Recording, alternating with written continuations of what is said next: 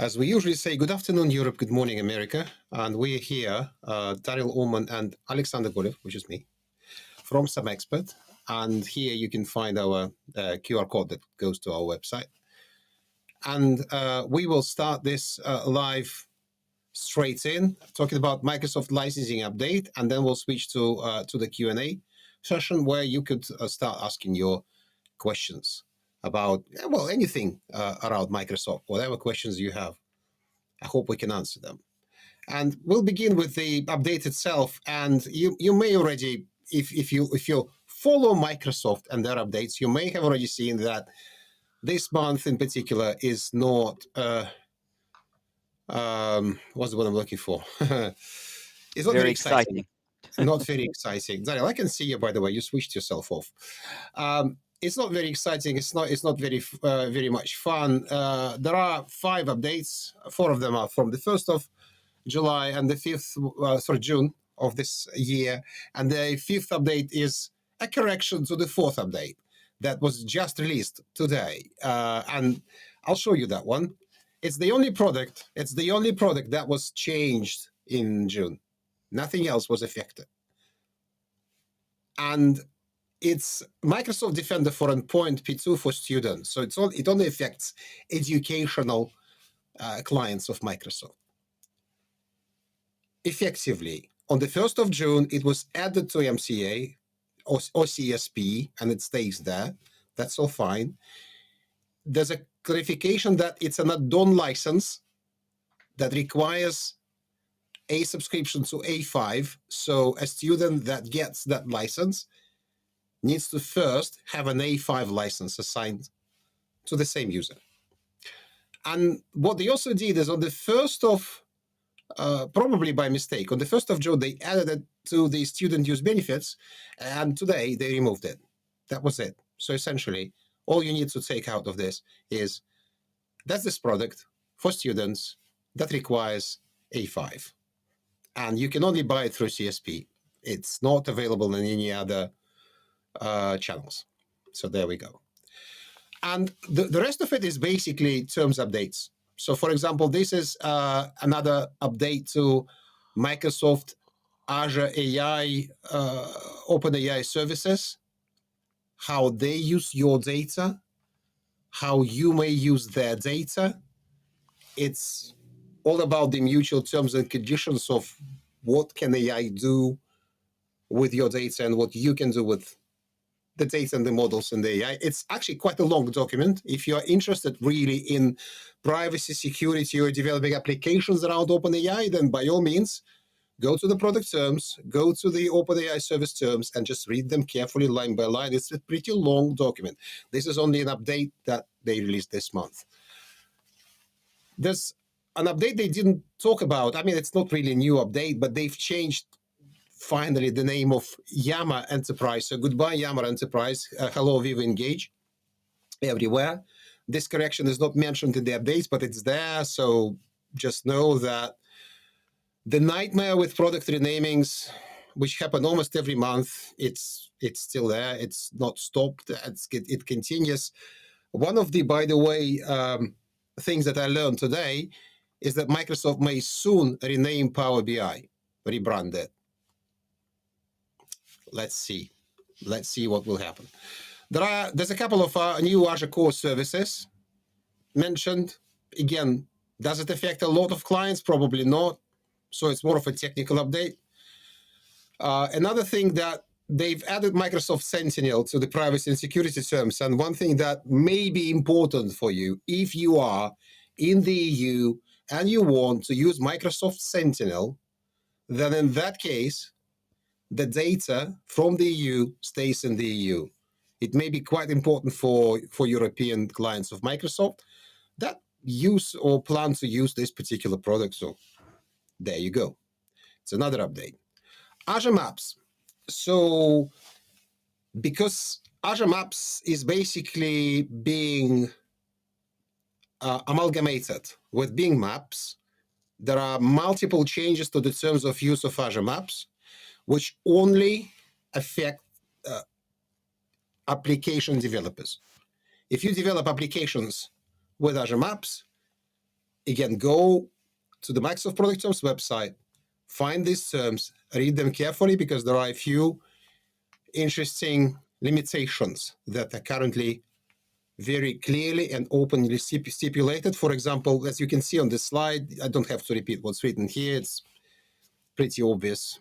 Things like what you can do, what you cannot do with Azure Maps. And that's it for the update.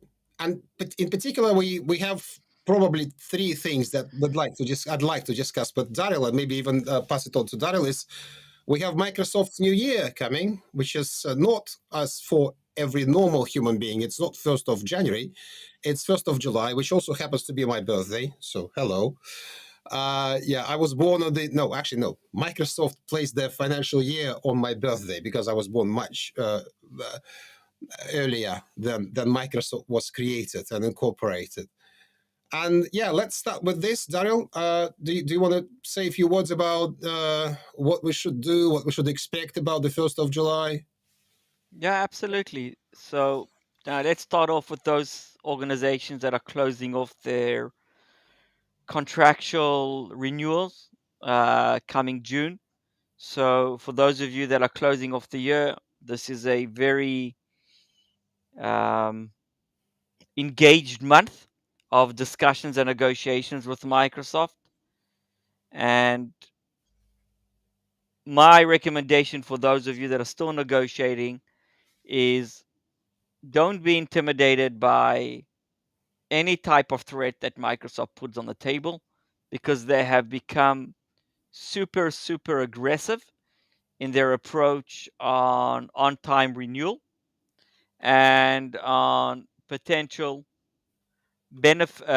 penalties of um, non on time renewal dates. So, meaning that if you've received a email saying or disclaimer saying that if you not renew on time, then your EA contract or your terms and conditions will not be kept, and you potentially will have a 3% cost increase um, on top of your negotiated prices. I can tell you that again, just from experience, we haven't seen that actually take place. So it is a formal, for those of you that think maybe it's specifically for you, no, it's a formal disclaimer that we're seeing cross regions. Yet, I haven't seen that come into effect, and we have taken a number of negotiations over the actual renewal period. So again, not that I'm recommending that you go over your on-time renewal, yet if it's a very large, complex, high-stake negotiation, remember that the pressure is not only on you, it is on the Microsoft team to renew on time as they are compensated for bringing that contract on time Mhm. into the revenue stream for this year. So keep that in mind. And I always say, never get intimidated. If you've got a good plan and you've got a good BATNA, best alternative to your negotiated agreement, then you'll be okay. Keep in mind as well one more small fact regarding your renewal process, and that is around finalizing now your legal terms and conditions. Don't leave that to the last minute. So if you are negotiating your commercial terms or closing off on your commercial terms, don't negotiate in sequence, because what happens is that many times you're so embedded in your commercial negotiations that you forget or you postpone, not forget, but you postpone the legal discussions. So I recommend putting that in parallel, and you might even find that you can leverage certain legal concessions against commercial concessions. So you need to be, I would almost call it a flexible in your negotiation thought process. It's not only about commercials, it's about mixing and matching commercials, legal, and tech together, and relationship into one cohesive strategy. And there's still time. We're on the 5th of the month. You've still got, on average, 20 days, not much, but don't wait to the last minute. So that's about closing off this year. What can we expect coming next year?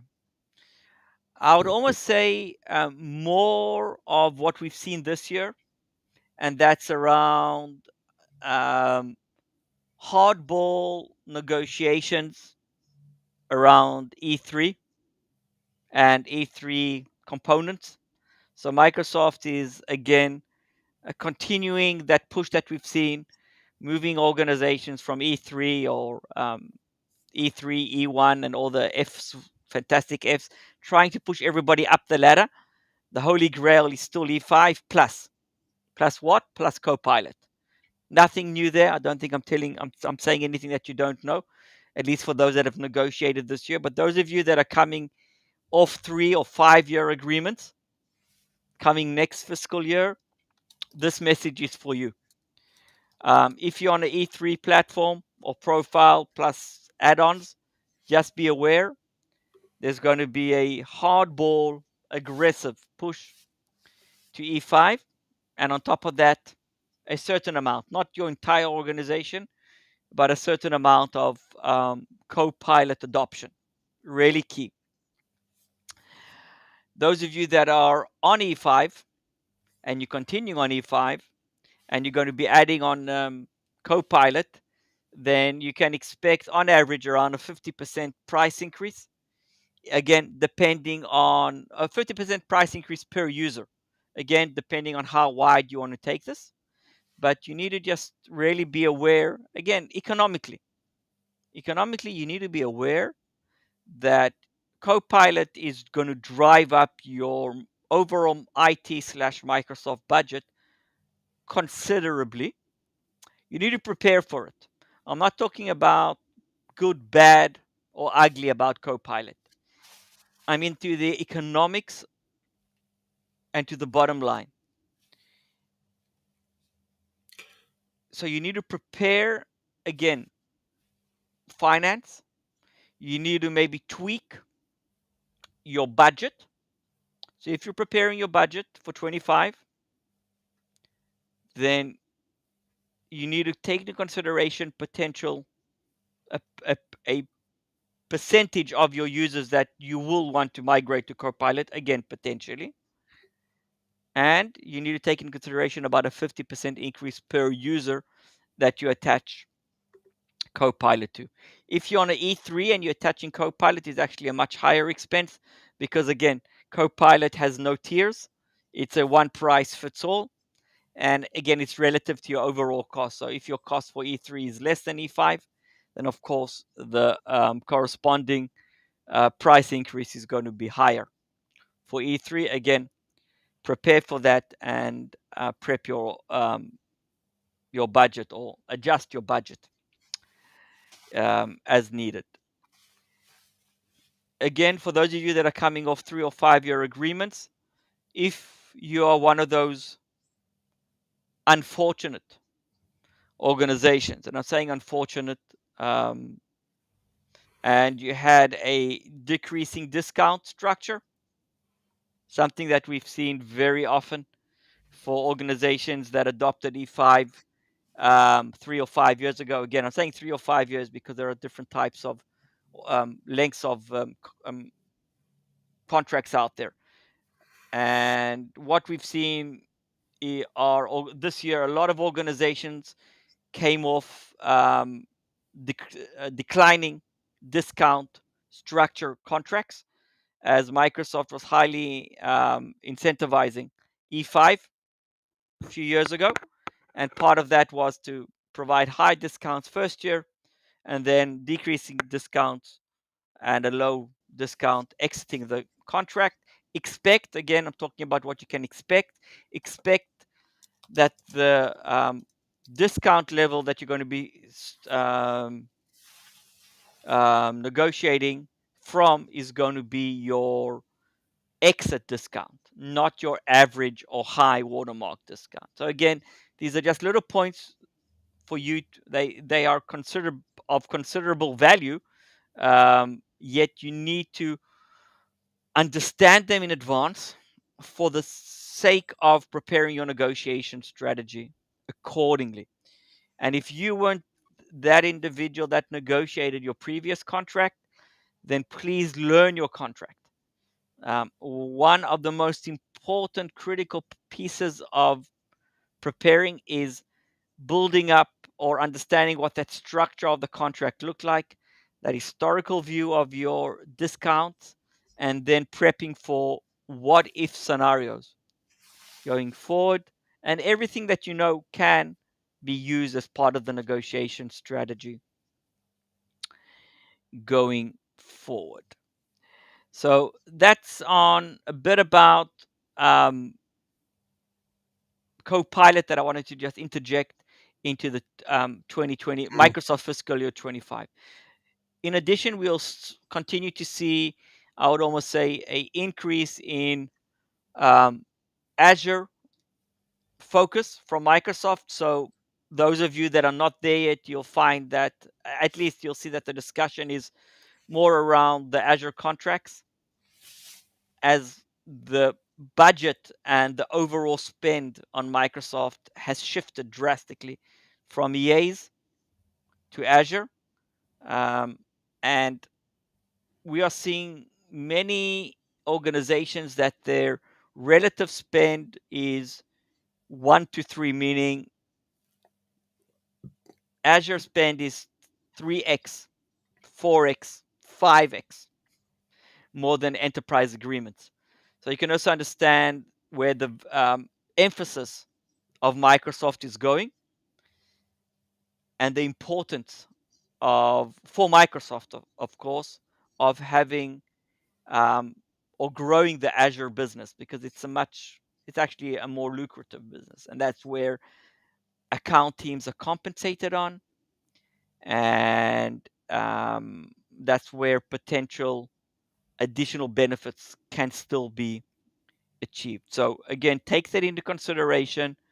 Try and consolidate negotiations, meaning having an EA negotiation and a COPE and a sorry and an Azure negotiation combined as one. So it's really important going into 25, fiscal year 25 for Microsoft. Again, starting July, is understanding that you have an overall spend with Microsoft. So if today it's segmented between EA,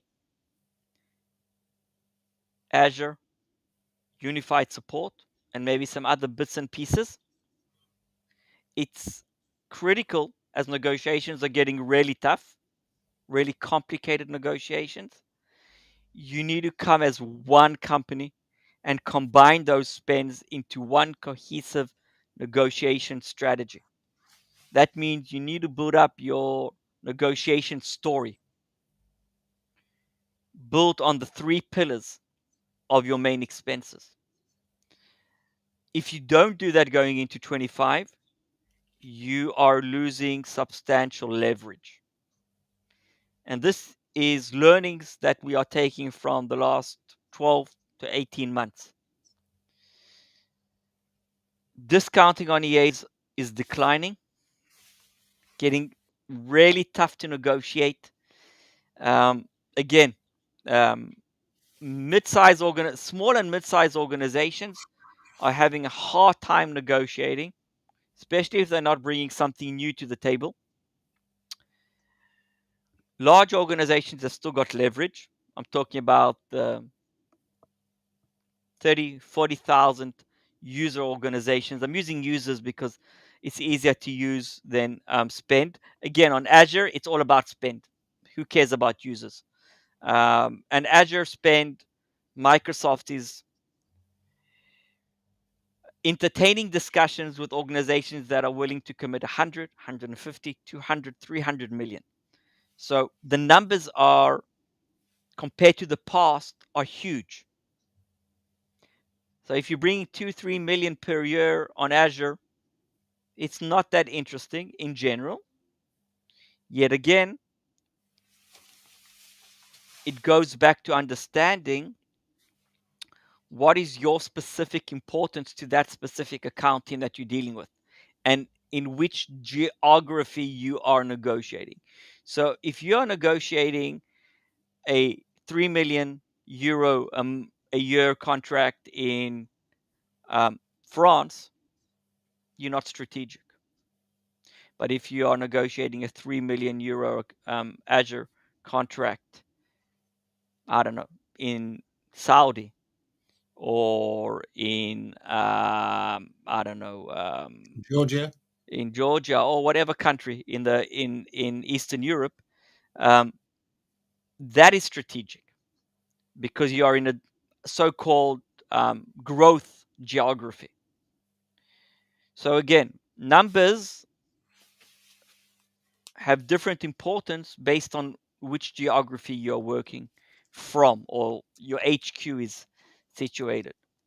So again, small Azure contracts, small EA contracts are getting tough to negotiate. You need to have really key leverage points. If you don't come with any leverage, and leverage is not only something new, it could be relationship, it could be some kind of competitive landscape.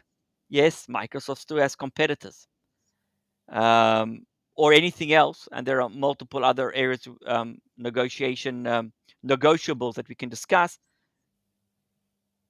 You're going to have a really tough time getting any kind of um, concessions. Unified support has grown in spend tremendously for organizations. So budgets have increased and value is flat.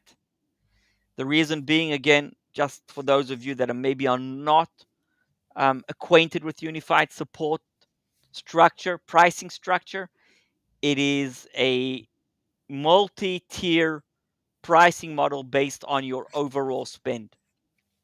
So the way that unified support is structured is what is your Azure spend, what is your EA spend, and then that's broken up into various buckets. Each bucket has a different percentage. As your Azure grows, Azure spend grows, as your EA spend grows, your unified support costs grow. Doesn't mean that you're getting more value. It just means that you're paying more. So again, that is something that, again, going into next year, budgeting wise, please take that into consideration. Otherwise, you will be in a budget deficit. And that is a very, very difficult conversation to have with your finance. Let me leave you with another point for 25. We had a organization, an enterprise organization that renewed, I don't know, 3-4 months ago. And when they budgeted for this renewal, the individual that was budgeting forgot to take into account a very large reservation that took place a year before for 365. So they looked at the baseline spend, they looked at Azure, but that specific year, that was 23, they had a huge reservation for a very large number of 365 E5 users. And the way that it was built and it came through a different channel, it didn't come into that budget. It was like 400 or 500,000 K, and it wasn't in the budget. And when they came to the renewal, of course, those reservations turned into baseline renewal licenses, and the baseline cost was, of course, inclusive. The budget didn't include it. You can imagine what kind of damage that, first of all, caused that individual personally that prepared the budget. It's not a good place to be in. Now go find the budget from somewhere else. So budgets are becoming increasingly challenging to forecast due to, again, reservations, fluctuations, true ups, Azure, EAs. It's a moving target, and declining discounts. Hmm. So please, part of that FY25 planning, budget, budget, budget. Be super careful on that stage. In Can I addition, translate what you're yeah, saying please, Sash, about please. FY25? Are Yeah, you talking FY, it's about Microsoft fiscal year 25. Microsoft FY, which starts on the 1st of July? So Exactly. the It's 1st of it gets July, complicated. yeah. You're absolutely correct. And then you might have a, I don't know when your specific fiscal year begins. Could be March. Sorry, 1st of April. uh, Any quarter of the year.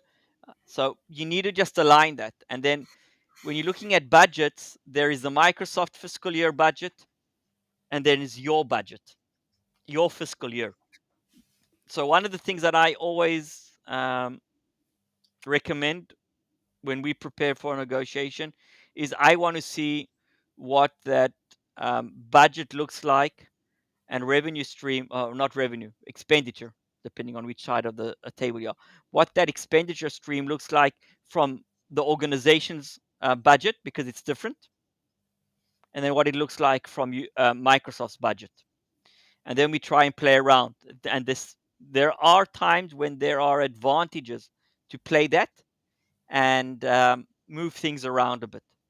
So again, worthwhile having a look into that as well. Again, take into consideration that last year, when was it, April, there were price increases. Various products went up went up at various percentage points, on average, just say 10, 12%. Don't forget that when you budget. Don't forget that when you negotiate. That's a crucial point. And as on the screen now, you'll see that if you are a dynamic 365 organization and you've got a substantial infrastructure using 365, huge double-digit price increases from 9 to 17%. So again, keep that in mind. That's going to drive your overall increase in costs. Here's my question, Daryl. So, and I guess, I mean, obviously we know the answer, but people can start thinking about these numbers on the screen. If my renewal is hypothetically 1st of November and these prices go up on the 1st of October, is there anything I can do to avoid that, having to budget that in my renewal budget? Absolutely. First of all, I always recommend getting an early start to the negotiations and fixing a specific price list. So what you need to make sure is that when you start the negotiations and you get your first price quote, ask your reseller or Microsoft, depending who you're negotiating with, direct, indirect. There are different regions. Each region has a different channel structure. Ask to have in writing what price list is being used for the quotation. Is it going to be June, July, August, September, October price list? Have it fixed. And then make sure that as you go forward in good faith, and good faith is a very strong legal um, baseline. In good faith, we are negotiating this and that price list, that month's price list. So if by chance prices go up during your negotiation period, or Microsoft tries to move you to a new price list, be very assertive and use that good faith clause of we are negotiating. And as we are negotiating, we expect to continue with the initial price price list. It's all based on relationship, and relationship to Microsoft is a very, very strong word, and they take it seriously. So yeah, absolutely. That's the only way to basically offset price increases during your term of negotiations. So that's going into 25, FY25. One more point is, I'm not saying anything new, but it's overlooked too often, is just around Azure or cloud alternatives. I've said this for years and I'll keep on saying it. Organizations are wrongly is not the right word, are underestimating the ongoing and future costs of Azure drastically. And there are two parts to it. One is cost optimization.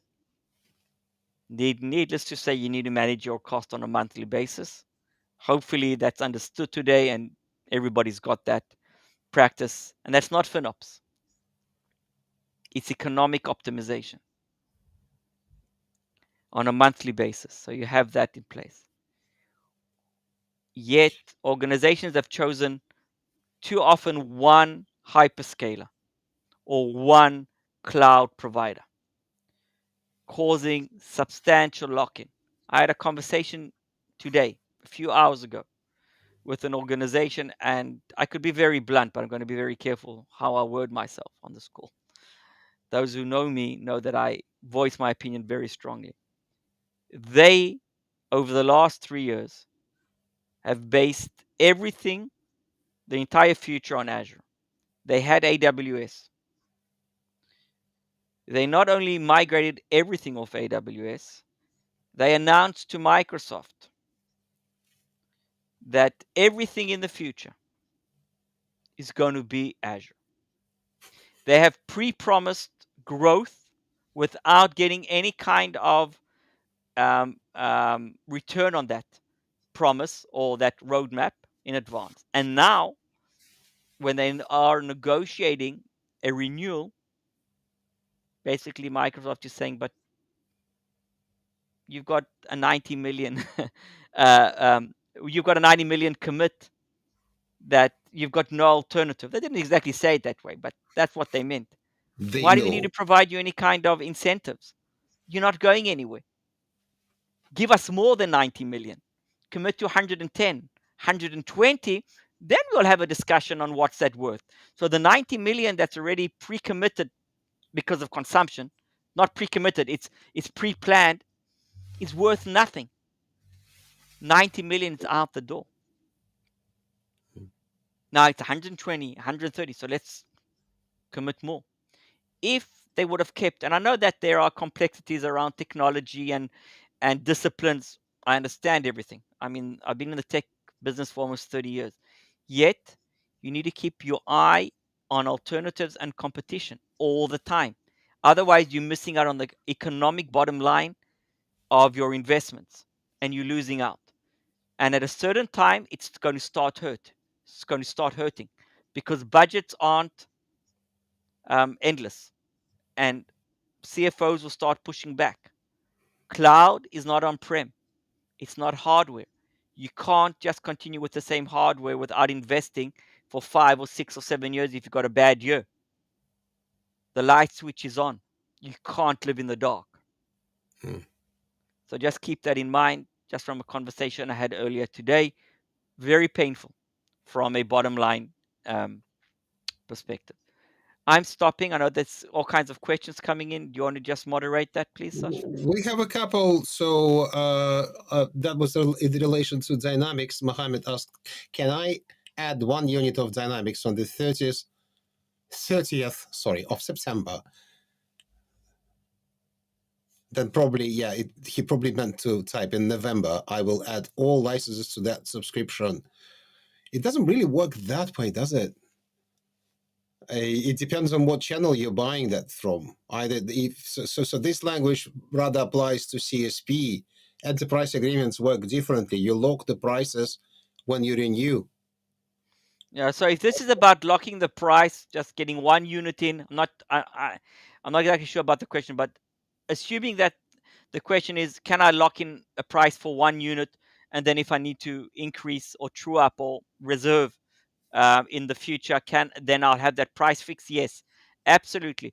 If you are looking to invest in future products and you don't know what that commit is going to look like, lock in at least one product. If it's an EA, of course, and then you locked in for the next 3 years, at least you've got price protection. One of the benefits of an EA. Yeah, Mohammed, just to confirm that that's under CSP. Exactly. I mean, CSP subscriptions, they don't necessarily align like in a year to a specific 3 years. It's when you start the subscription. That's when your alignment date is. And of course, if you started before the price increase, then you will probably, as far as I understand, if you're on annual or 3 year subscriptions, you should be able to lock in the price. That's how they work anyway. It's on the monthly subscriptions the price goes up every month. Could go up. I'm not saying it does. And we have a very quick question from Maxim. Is it possible to get a discount on Copilot? I guess, Daryl, you've kind of covered it in your previous conversation about Copilot, but if you could just give a quick answer, yes or no, and whether So that's I'd possible. say no simple answer. It depends. On small commitments, and I'm talking hundreds of licenses, almost zero discount. Very, very challenging. The only Microsoft will open a discussion on Copilot discounts only for large commitments. And large commitments are in the thousands of user licenses. And even that, it's not those high level discounts that you might be used to under an EA. So if you are an EA customer, don't expect to get the same discount you got on your EA. Sorry, to get the same discount on Copilot. It's a separate negotiation. Yes, if you've got a large commitment on Copilot, absolutely negotiate that in parallel. There are benefits that you can bring to the table that can be cross referenced between various products to drive that value going forward. Thanks, Daryl. That's all we have in our questions for today.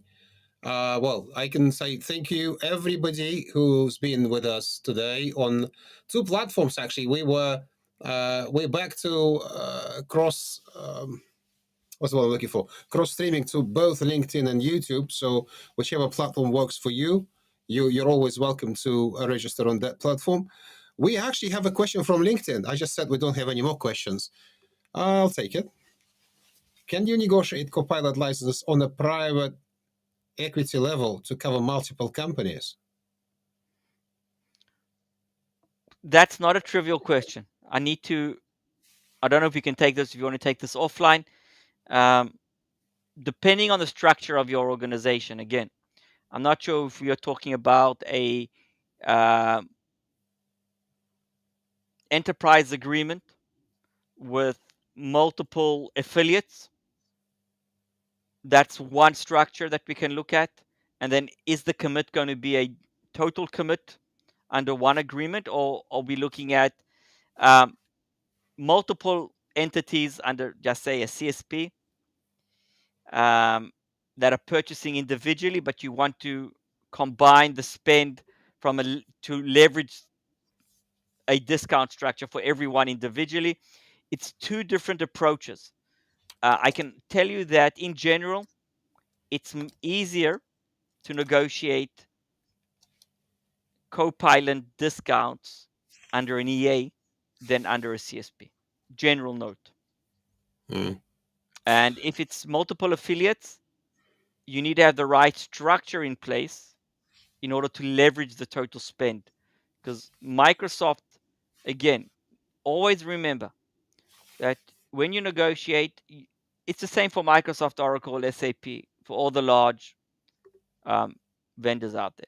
You're not negotiating. You are negotiating with a large organization, of course, but ultimately you're negotiating with individuals that have a budget.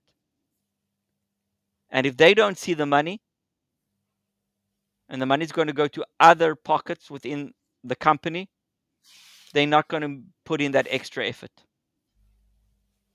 Remember that. Yeah, Bruno, we will have to elaborate on that offline. So by all means, let's have a chat about it, because private equity, there are differences between negotiating at the private equity level, at the HQ level of an equity firm that owns multiple affiliates. Approaches are different.